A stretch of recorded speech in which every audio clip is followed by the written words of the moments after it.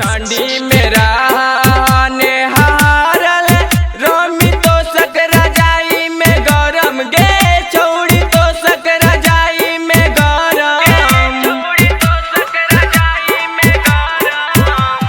ठंडी में रहने हारल रोमी तो सकरा जाई में गरम गे छौड़ी तो सकरा जाई में गरम तपिया बा मिलल हटा काटा गरमी बढ़ल रहतौगे गे छौड़ी जाइते ससुरवा यारवा छूट जइतौगे।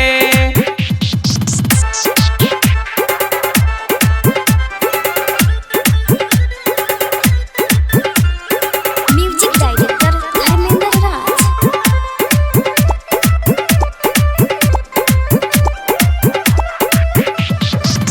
जैमी पलंग पर तू